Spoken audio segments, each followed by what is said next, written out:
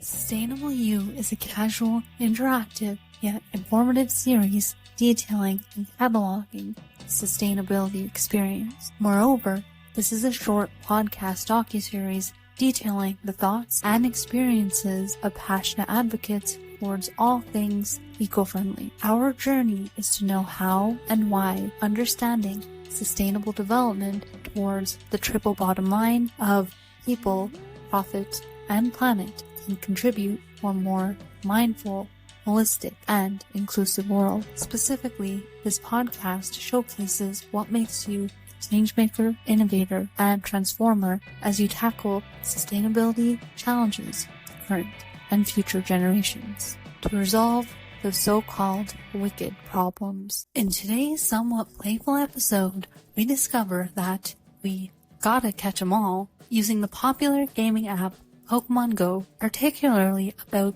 digital gamification and educational practices. Given that the media franchise just celebrated its 25th anniversary, Pokemon Go's enormous popularity and quick ascent to prominence made sense when it was first released a handful of years ago. From the Game Boy games to the trading cards, anime, and memorabilia galore, the majority of us, including myself, grew up with these adored so-called pocket monsters at the onset of the 2000s, so major nostalgia factor. However, the dominant attitude of environmentalism appears to be almost post-apocalyptic and full of doom and gloom, in contrast to the benevolence and positive outlook that Pokemon appears to convey in forging bonds with creatures other than humans. In its early days, Pokemon was particularly controversial, and we may play the devil's advocate and argue that it encouraged animal cruelty by showcasing domesticated pets as some sort of magical creatures competing on the field. However, as it has gained popularity, particularly due to the success of gaming apps like Pokemon Go, it appears to have had the exact opposite effect, with many people utilizing it to learn about and explore various ecosystems, habitat preservation, and how human activity affects wildlife, especially in regards to climate action. So is it possible to use Pokemon Go's purpose to accomplish environmental stewardship? Amber McLeod, whose work focuses on using technology to promote student learning and the development of transferable skills, was one of the Australian researchers and lecturers in education studies at Monash University, with whom I had a dialogue. She investigates the most effective methods for preparing pre-service teachers to use digital technology in the classroom. Amber's research and teaching interests are closely related. Additionally, the other researcher is Kelly Carabott, whose studies concentrate on how digital technology is used in homes, schools, and childhood. In the end, she investigates how this technology affects literacy, instruction, and learning. I learned more about how using digital technology, particularly gamification, through games such as Pokemon Go, may support educational learning and development as a result of today's episode. So stay tuned. Okay, so before we actually get into the questions, normally I get participants to play an icebreaker. We added this in after the fact, but we find it's a good way to get to know everyone. So basically what I'm going to do is I'm going to send you a list of adjectives, and you're just going to pick one word from the list. And the whole goal is not necessarily to typecast you as like type A or B or anything like that, but we just want to get to know, I guess, your persona in regards to your calling or your vocation. Okay, sent. And just to give you a bit of context, so you're familiar with Pokemon Go, of course, but it's kind of funny, but like the list has been generated it's inspired by, Pokemon itself, because they're like magical creatures, or like in the video games itself, not to nerd out. They're based on these like different personas. So yeah, you can just choose one each. Hey, I think I'm going to say jolly. Okay. It's true, actually. I'm going to say quirky. Great. Why did you choose? Okay. Yeah, no, that's good. I like that you chose. Normally people choose like bold, but I like jolly. I haven't gotten that one yet. Okay. And for Kelly, yours was? Quirky. Okay. And do you want to explain why you chose jolly and quirky in regards to like your vocation? I guess in terms of teaching. I like my classes to be fun. I want to have a good time. I want the students to have a good time. So I'm always trying to, make sure everything's fun. I think you learn best when you're having fun. So that's why. And as for me, obviously, also, spent all of my life teaching, quirky in the sense that, one of my specialties is children's literature, looking at things that are slightly left of centre, to find out the interesting little nooks and crannies that might not be obvious at first glance. So, so quirky. I like, lots of different things in, around pop culture. So, yeah. Okay, interesting. I haven't gone those before. Thank you for sharing. But before we actually jump into more questions, I actually want to ask you what makes you uncertain and what makes you curious. Okay. So I guess my area of research and the area I teach in is digital technologies in education in general. And it's never boring because there's always some new technology coming in. So at the moment, of course, there's a lot of stuff happening with Gen AI, and it's just revolutionizing the whole education sector. So that is making me really uneasy, but at the same time, I can't wait to I'm constantly trying this and trying that to see what will work. I guess it's kind of exciting to be right at the coalface. It's all developing now. It's brand new. It's going to change the world. It's already changing the world, and we're there, So that makes it really exciting that we can get in there and trial this new stuff. So while it makes you feel uncertain, confused, I kind of like that space. I'm always encouraging my students to take risk, which is not generally encouraged in education, to model failure, because we want our own students, right, to say, oh, it doesn't matter if I get it wrong. I just have to keep working my way through it and seeing what I learn at the end. Okay, great. Thanks for sharing, Amber. And what about you, Kelly? Well, I was thinking about uncertain. That's I'm not sure. I think we're always uncertain. I think the world that we live in is a very uncertain place with everything, as Amber has said, particularly around technology, is changing all the time. And I think the world itself is full of uncertainty. So I think we live with that every day. For me, my curiosity is the intersection of my research is children's literature and literacy and looking at digital technologies. So, in particular, I'm really curious about how things like video games and children's literature, can kind of support understandings around, a whole myriad of different topics that we're talking to children, about who are going to be growing up, into this world. So I'm curious as to, the different types of mediums that are out there that we can use for educative purposes. Okay, great. Thanks for sharing with you. And actually, before we actually get into more questions, I'm going to get you both to formally introduce yourselves. So what you are, what you do, and who you are, you can just share. Okay, so my name's Amber McLeod, and I am a lecturer in the Faculty of Education at Monash University, and I teach students who are going to be teachers about using technology in education. And that means both in the teaching of the traditional subjects, how could they use it? How can they ensure that when students leave school, they have the digital literacy needed in order to function in society? But also in Australia in 2016, we got a new digital technologies curriculum in schools. And so the people that I'm working with now who are going to be teachers didn't do that when they were at school. So it's a brand new thing that I'm introducing them to. Interesting. And my name is Dr. Kelly Carabott. I'm also a lecturer at Monash University in Australia. In terms of my my research and my teaching, I'm also a teacher educator, teaching the teachers and thinking about that next generation entering the profession. My research itself is around multimodal texts. So when we think about multimodality, we're thinking about all of these texts that we're exposed to over a variety of different modes. So, for example, how does music affect the meaning of a text? How do the images come in? And if we think about in the 21st century, the saturation of images, and how they portray certain things is a really interesting space to be working in. So I'm really interested in contemporary multimodal texts and how children, but also teachers, can understand different ways of working with them in terms of educative purposes around a whole different range of topics. Okay, great. Thanks for the introductions. To go into the first question, so you already kind of mentioned in both of your introductions, but Tell me a bit more about yourself. So your struggles, your aspirations and contributions, I guess that led you to getting involved in digital education, gamification, in learning and teaching practices. So how did you come about that? I guess for me, it was kind of through my teaching, actually, more than my research. So looking at educational games, using games in education, which is not the same as educational games, and gamification. And so in order to teach my classes about that, of course, I had to get into it. And it was really interesting to look at all the pedagogical aspects that are embedded in just normal games, and they're so effective, and really as educators we can learn a lot about how to engage and motivate students through what's been done in the games. So that's sort of how I got interested in that area.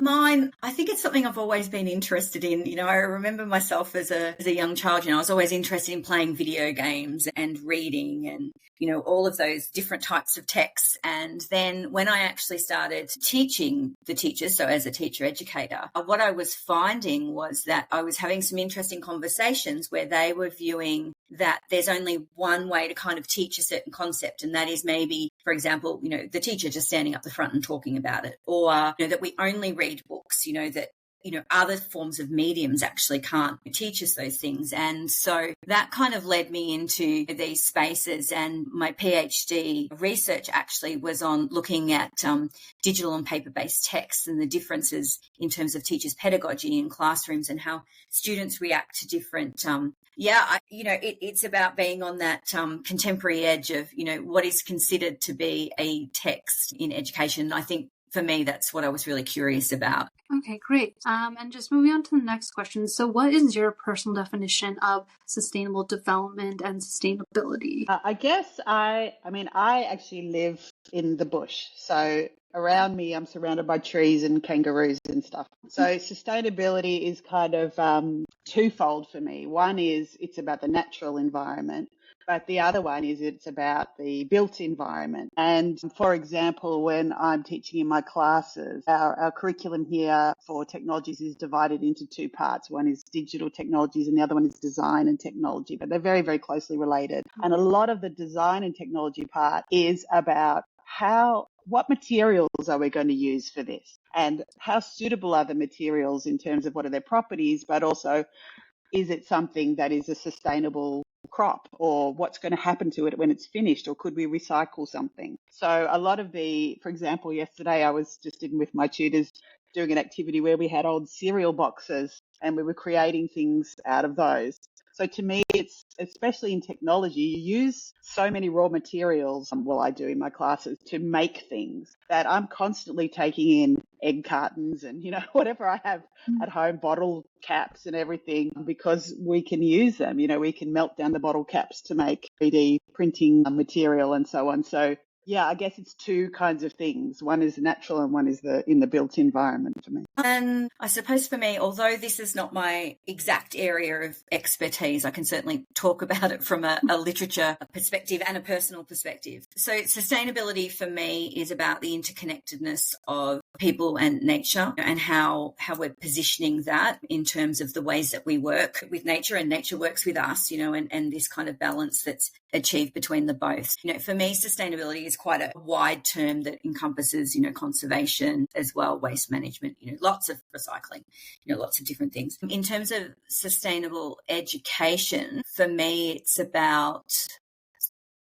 knowledge. It's about the aesthetic feeling. So can we develop some empathy, some different ways of thinking about how we interact in terms. So I wouldn't say that for me, sustainable education is not just about knowledge. It's, as Amber has mentioned, you know, she lives in the bush, you know, it's about experiences. It's about feeling. It's about having that empathy and that aesthetic experience around that, which is really important, which is where multimodal texts come in really handy in this particular space, you know, because we know, you know, that something like music, you know, for example, in a video game can really, get that aesthetic response, about what's going on. It draws us into this, notion of storytelling. And, that's really important to be drawing on all of those different modes of communication in terms of that, that looking at images. I always think about, one of my other areas is around critical literacy. So thinking about how texts are positioning us, what are the biases and the values that are embedded within text, and I always think of the,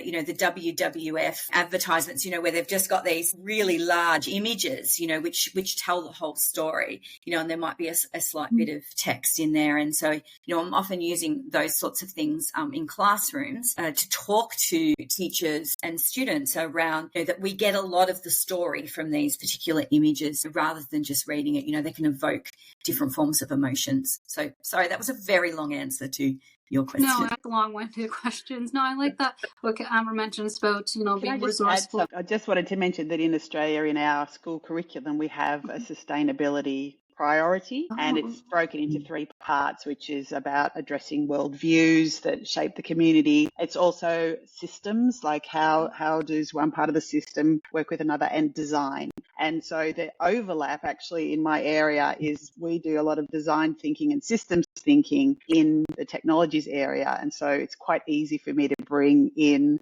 those sustainability ideas because there's such an overlap, and it's really mapped well in our curriculum too. Like if I go to the sustainability part, there's actually a little T for technologies, and if I click on that, it says this is the relationship between those things. So it's very handy. That's really interesting. We don't have that in Canada, actually. It's not. So I had no idea that Australia, it was part of your formal public educational curriculum. I know in Sweden, Scandinavia, I think you're very similar maybe in terms of that. But Canada, I don't think so. In grade school, we have the typical waste in our world. It depends on if you go to public or private, but it's not a mandatory requirement or regulation or anything like that. So that's actually really interesting. I did not know. Yeah, it isn't like a separate subject or anything that's formally assessed, but it's intended to be embedded across the whole curriculum. Okay. That's why it's so easy. That's why it's set up that way, that if you're a maths teacher or geography or whatever, you can just click on it and it will say, this is where you could teach this. It's quite set up quite well, actually. Okay, cool. And so this next question just builds on your definition of sustainability. So SDG, as you know, those are the Sustainable Development Goals. Is there anyone that you best advocate for? And I don't know how it is, again, in Australia, if you take those literally, but do you find that these SDGs, these metrics hold merit still? Because here, at least in Canada, we take them quite literally. If you go to, for example, your local university, it's something that they use in their programming. But when I went to Sweden, I realized it's a different culture. They don't really take them as there's a lot of bashing on the SDGs because their curriculum was really based on the Anthropocene, and it's very anthropocentric and a disregard for, that eco-inclusive ethic and all the flora and fauna. And I didn't realize that in other parts of the world it's different, but I imagine Australia is maybe similar to Canada. But what are your thoughts? Yeah, so certainly at our university, on a lot of our profiles, it says on there which goals we're oriented towards. So it is pretty well known here. And I guess for me, the main one is quality education. If we start, obviously I'm an educator, but in my head, if we start with education, we can achieve a lot of those other goals. Right. Okay. Yeah. I would have to agree with what Amber, for me, it's around quality education, particularly educating the youth, the children, the people who are going to be growing up, within this world. So, that's my real interest in this particular space. Okay, great. And what would you say for this next question? What would you say is your research's core values and intent? I know you spoke about it, but if you want to go a bit more in depth, that would be good.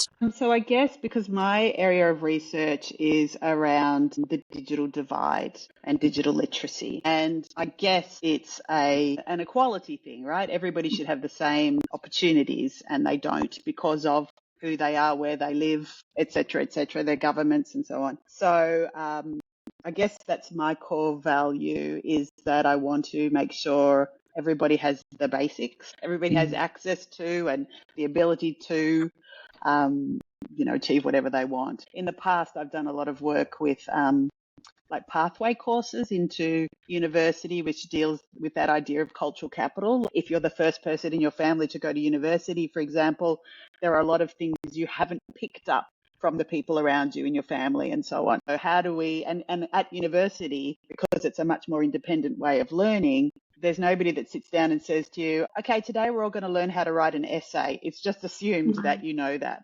So how do we get everybody up to that level when there is no, certainly at the tertiary level there's an assumption that everybody has the basic skills, even though they probably don't. Right. Okay. That makes sense.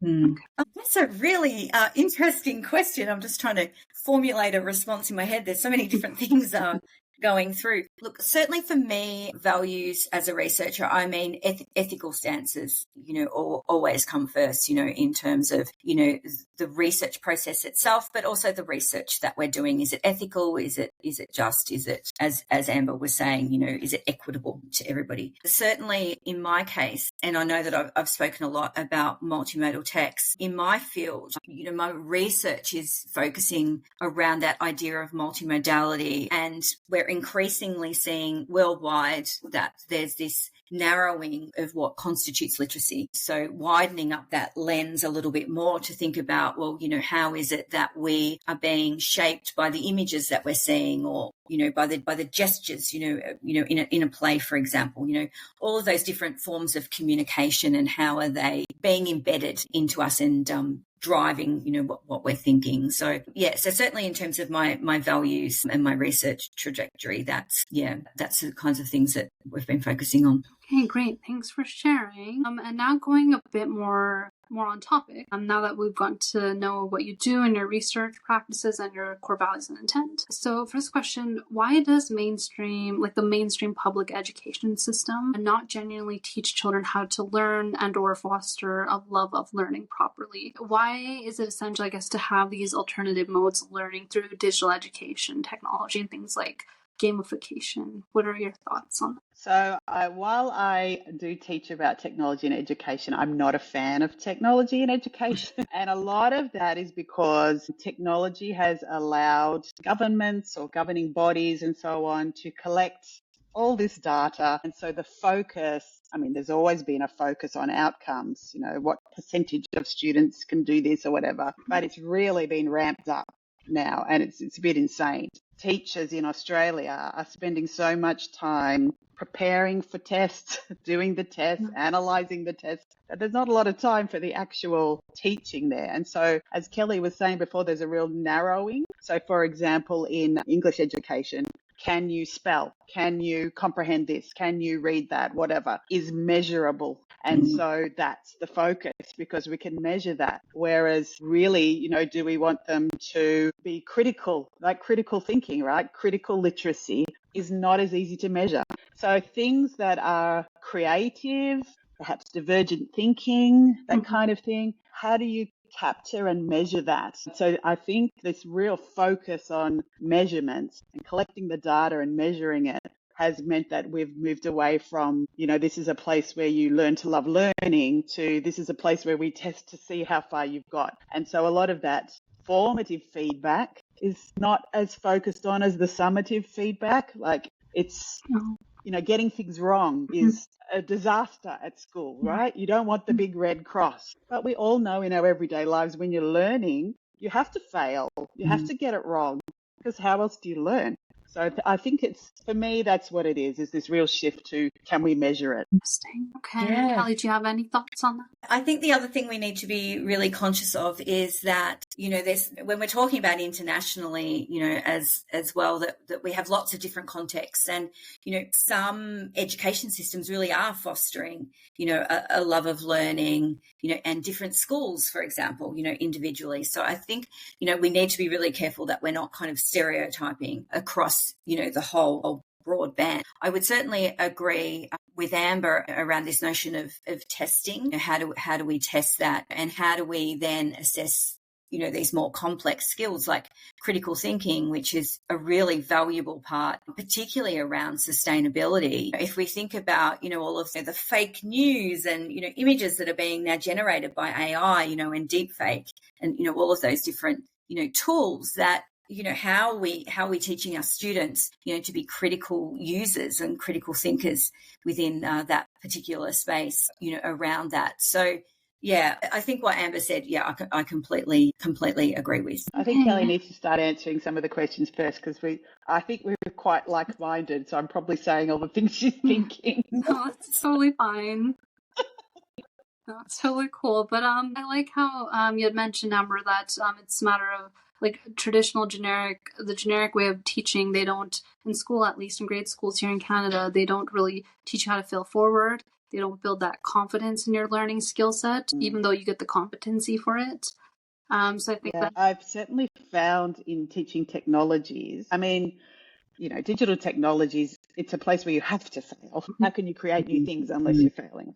So I've certainly found with a lot of our students that they're very hesitant to use or teach technology because they're not confident in their own abilities. And they feel like the teacher needs to be the expert and know everything. And technologies are not like that, because, one of the kids in your class could know a lot more about something than you do because they play that game or they've done a similar thing. And so getting comfortable with that idea that knowledge is co-constructed, you and the students work it out, and modeling like, oh, I found this new app. I'm not really sure how to use it. I know how to do this. Does anybody know how to do that? None of us know how to do this. See if we can work it all out together like that. That idea is maybe, technology is an area where, well, for our students anyway, it's quite new. And that way of thinking and also the ability to bring in other subjects to technology is quite a new, I know it's been around for a while, but it's still new in education. And a lot of people's idea of what a teacher is, they're the expert and they just give the knowledge to their students. It doesn't really work like that anymore. So it's tricky. It is. And I think we also, have to think about that we have overarching curriculum as well, that teachers are being required to meet, and different countries have different ways of interpreting, the curriculum and what that country, feels is really important for those students to learn. So it's around this balance, about we've got this external curriculum, how do we teach that? And that's really an important aspect along with other things in there. So it's really a complex space that teachers and students are learning in. Okay, great. Yeah, no, I totally agree. And what I like about, I guess it's a Pokemon franchise in general, but particularly when they released Pokemon Go, because it's so accessible, because everyone seems to have a smartphone these days. The whole idea of augmented reality, and you highlighted all this in your conversation article. And just on that, so when it comes to Pokemon Go, and I'm again referring to what you wrote about, what problems do you see working in the field? So what social problem have you identified, and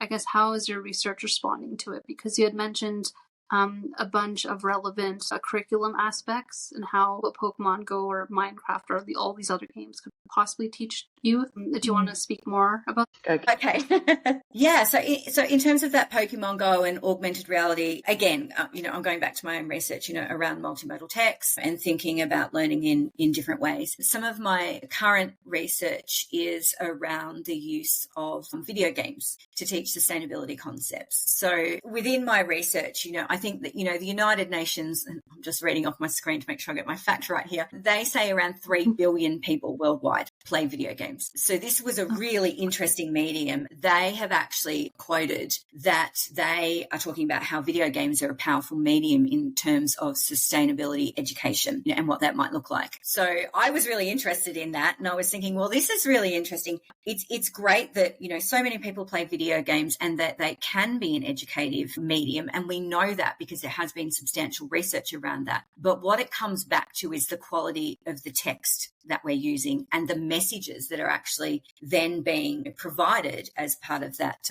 experience. So, some of the research around that I've been doing is I looked at 3 different video games, and I looked at how the interconnectedness of humans and nature is being depicted within there, and this understanding of eco-consciousness, and that if we are playing these kinds of games, what messages are we getting, around sustainability and sustainability concepts as humans? Are humans the savior who come in? Are humans working in orchestration with the nature, for example, to do something? And so that's just the start of a pilot study, some of the research around digital video games that I've been doing that I suppose springboarded off my multimodality, but also that Pokemon Go, that we were thinking about, how can we think about the curriculum and then the types of text that we're using. So leverage the curriculum. It is there. We have to use it as teachers and in education, but how can we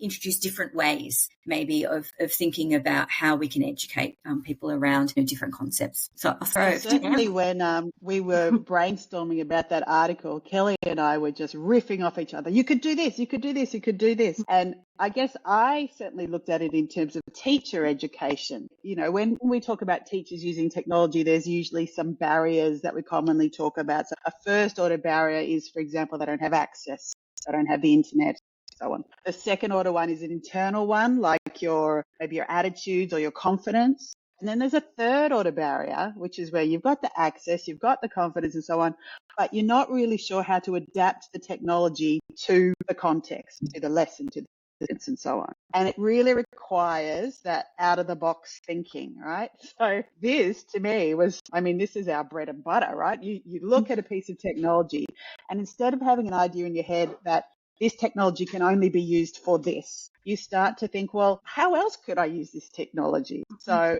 if you're using PowerPoint, yeah, there's one way to use it, but it could be a game. It could be, an animation. It could be a whole lot of things. You could do a presentation using a PDF. Just because something is commonly used for a particular activity doesn't mean it has to be used like that. So that, divergent kind of thinking, what else could this be for, is really important. So we were just brainstorming off each other and saying, Kelly's sort of got a primary focus and I'm more of a secondary focus. What if we used it for this? What if we used it for that? And so if your focus is sustainability, of course, it's very, if you know what you want to teach, then you're saying, this is what I want to teach. This is the technology I have. How could I put those two things together and just let your imagination run wild? So I think for me, the point of that article was actually teachers, whatever the kids are into at the moment, is it fidget spinners or is it whatever it is? How could you use that in the classroom? Of course, some people would argue once you bring it into the classroom, you kill it.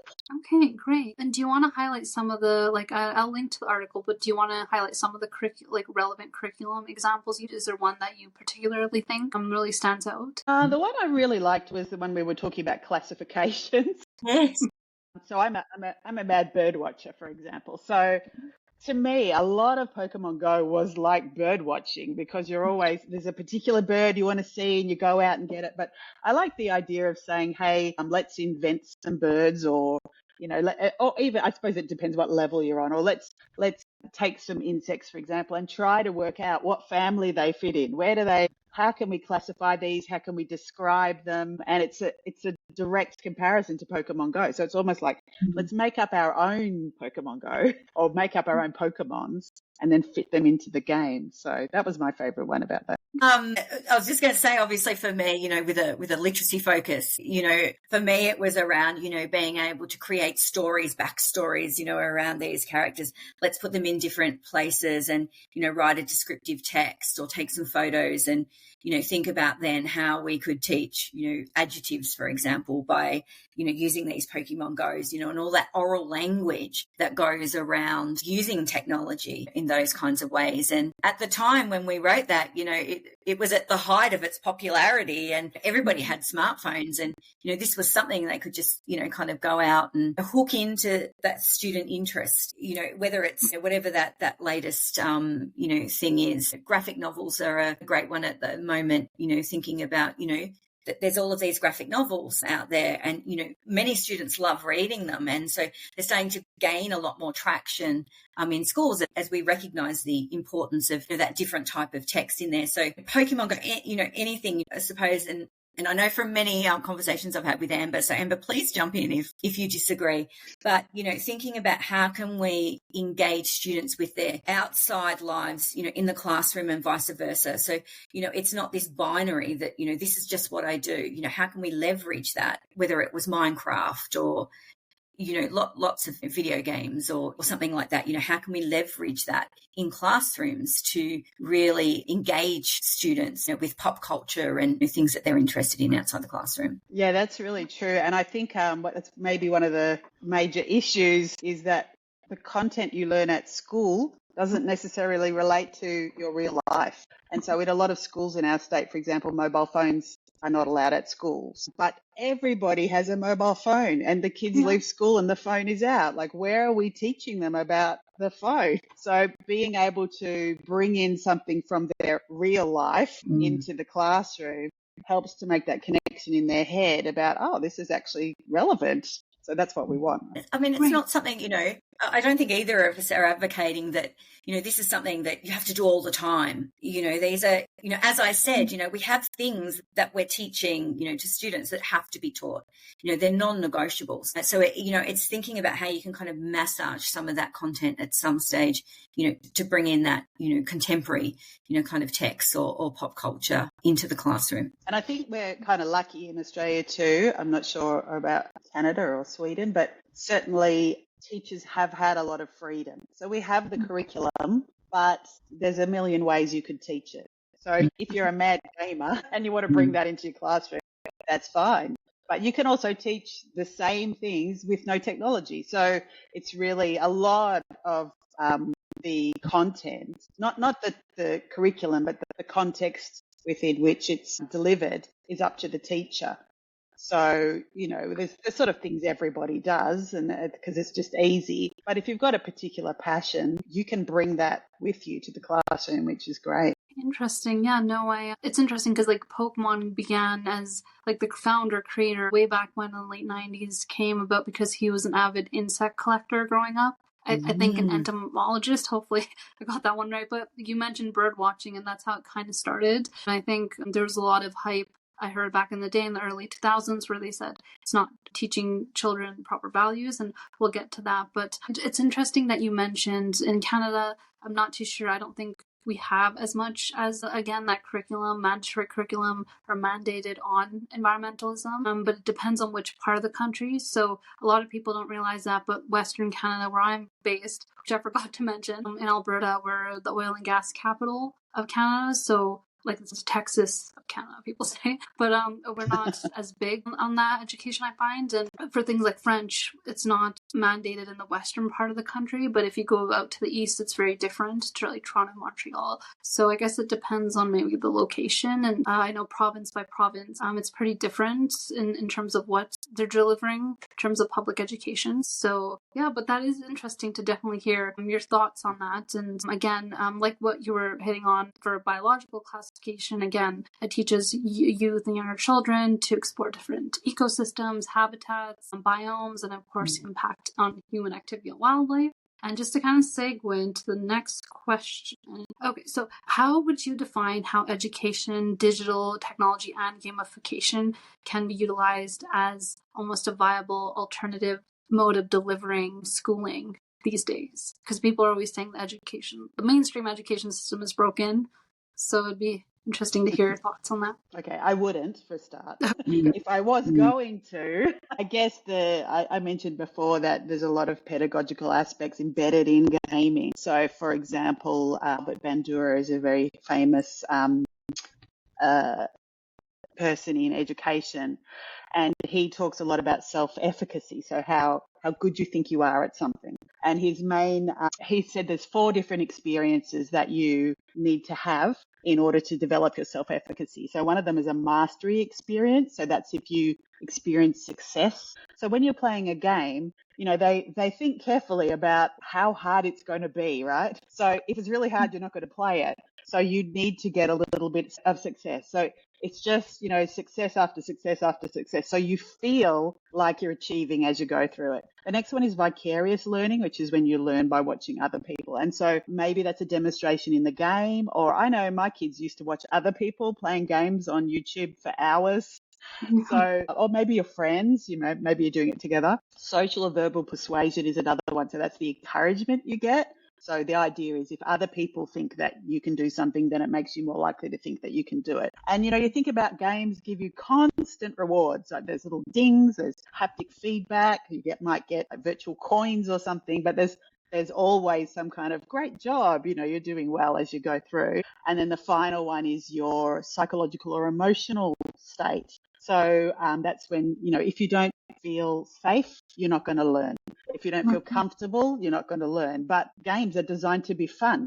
They're not going to design a game that makes you too uncomfortable or you won't play it. So a lot of that. And also, all those rewards are giving you a bit of a dopamine hit. I know when I'm playing games on my phone, every time I get the haptic buzz, I'm like, oh yeah. So that's one really big thing. And the other one, which I was sort of referring to there, is the level. So Vygotsky is another sort of famous person in education, and he talked about this thing called the zone of proximal development, which is what a learner can achieve with help. So with no help, they might be here, but if a parent, teacher, friend is helping them, they might be able to achieve up here. And this zone is the zone of proximal development. All games are pitched there, because if it's too high, you won't do it. If it's too low, you get bored and you don't do it. And the other thing is that one that can help you, friend, parent, teacher, whatever, is called the more knowledgeable other. And in the game, you have that. You have like an avatar or a little pop-up help thing or something that says to you, this is how you get through the level. This is how you can go on to the next thing. And a lot of it is that just-in-time learning too. Often when we're at school, you're teaching the kids something and they say, when am I ever going to use this? Because they can't see an immediate reason for using it. But in the game, you don't learn things until you need them, right? So you need this new thing. Here's the information right now and you're going to apply it now. So all those things, really get the student interested, motivated, feeling good about themselves. And, often they'll get into that flow state, they're in the zone. Like, I'd love to achieve that in my normal classes. How can I do that? That would be nice to achieve flow. Yeah. I think it's a really complex question too. I'm quite cautious around this kind of rhetoric around, the education system being broken, because we have a lot of really dedicated teachers, internationally, who are working really hard in quite diverse classrooms with, in diverse contexts with diverse students. So one approach, we couldn't just do gamification all of the time. We need a balance, in between the pedagogical, the pedagogy refers to the science and art of teaching. So why do we do what we do? Why do we make these decisions? And so for me, it's around balance. If we were just to gamify everything, students who don't learn that way or who prefer not to learn that way actually, might start to struggle, for example. Whereas if we have that balance between, those kind of forms of didactic teaching, so that this is the explicit teaching. We need some of that in the classroom. We need gamification. We need a whole range of different strategies and pedagogies to actually be teaching students from really diverse backgrounds. So I definitely don't think it's about overhauling the education system, or trying to achieve, a balance. Often it's the teachers who are working in that, they know their classes the best. They know their students in their classes. They know the ways that they prefer to learn. They know the context that they're in. And so every school, every class has a different form of dynamic. And so teachers, and as Amber has intimated, in Australia, we do have some freedom, around how, the different kind of pedagogical strategies that we're employing to do this kind of work. So, I always say, everything is in the middle, it's a balance. We need to, do a little bit of everything and really have a strong educational justification as to why we would be doing this. Why would I be including, for example, digital technology, or why am I including video games? Is this the best way to teach this particular concept? Is there a better way to do that? So even as teachers, there's all of this critical judgment around the types of tools and strategies that we're using in these diverse classrooms when we're thinking about teaching. I always remember when I was teaching and going back to my a bit quirky, I was wanting to teach my students about fluency and they were struggling with that. And so I brought in SingStar and my students, would be singing away on SingStar. And, that to me was a really great way of introducing pop culture with my educative, this is what I want to achieve with my students. It wasn't for very long, although my students did ask for it a lot, and we would do it sometimes. But, I had to think about what is it that I want to teach? What pedagogical strategy am I going to choose? Is it going to be this kind of explicit teaching, or is it going to be more inquiry based or more gamification? And then, what are the best tools for that? So it's a really complex intermixing of lots of different things. I often liken teaching to a duck floating along the surface. It looks very peaceful, but underneath there's this complex series of decision making that is going on all of the time that we often don't get to see in terms of that teaching veneer. And I guess another point about, could we use this as a viable alternative to education is that there's nothing wrong with all the traditional ways of learning, right? Mm. They're effective, they work. And certainly I find that my students really, really enjoy discussions, because imagine you're playing a game, you've got whoever created the game is feeding you the information you need and you're learning that information. But how good is that information? And when you are in a classroom and you're discussing things, that diversity comes out because people tell you about their own experiences, their own understanding, their own, views on how things are. And as a student, you get to hear a whole range of views. You might agree with some and disagree with others, but you're exposed to a range. And in a game, you're not exposed to a range.